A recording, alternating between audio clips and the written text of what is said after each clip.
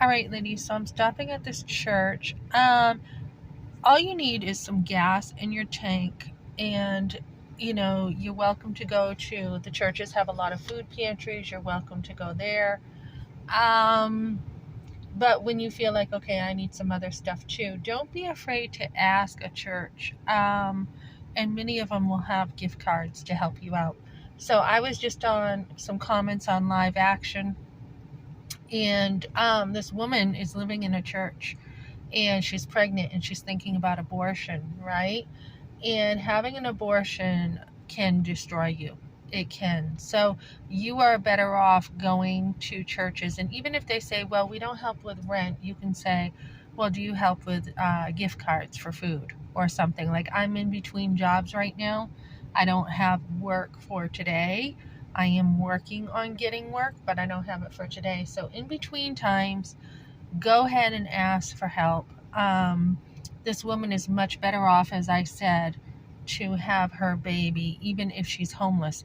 Even if she gives up the baby, right, and has an abortion, she's still homeless. Nothing's going to solve her homelessness, whether she has a baby or not. And in fact, many times, not to use your child as a welfare check, but because you have a child, you qualify for more help. So having children is the right thing to do. It's never okay to kill another child. It's just a matter of finding other ways to make things work. So my husband left me, and Kevin Leandro wants to know why, what kind of help I'm getting.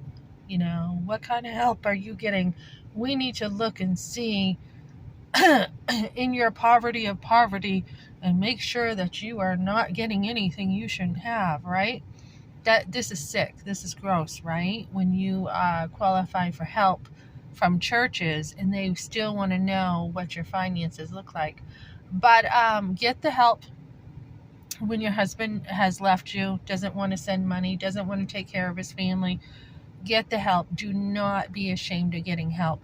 And I think somebody else commented too, like, that attitude of self-sufficiency is really where it's at. It is. When you act self-sufficient, when you're having a baby and you can't, you're in a church, you're struggling, don't be afraid to ask for help.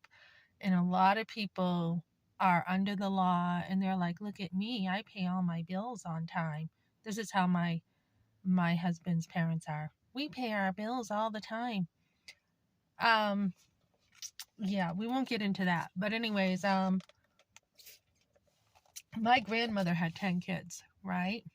And when her and my grandfather had their marriage annulled, they didn't go after him, the family, for not providing enough. I mean, he worked 3 jobs, but they went after my grandmother. And the family had money. This is the thing. My grandfather's, not him, but his family had money. So his sister, Doris, Zipporah, and Bob were rich. They didn't lift a finger when my mother was younger to help the family living in the projects. Evelyn and Al Mons, they were rich. They didn't lift a finger, from what I heard. I guess Doris said she wished she would have taken my mother in because my mother was in the projects, but she never did. They were rich.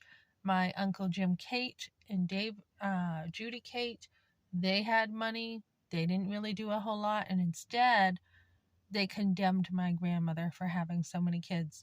So, it's funny that this is happening in a way now with my situation where my husband's family, they are like, oh, it must be her. She must be doing something wrong, right?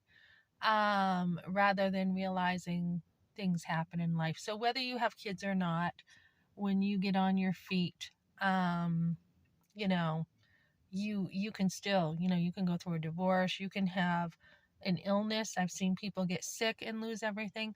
So it's a matter of continuing to get on your feet, but it is never justified to kill your kids.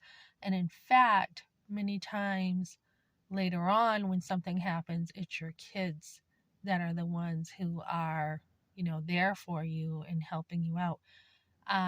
So your kids are so valuable to you that you don't ever want to kill your child, even during tough times.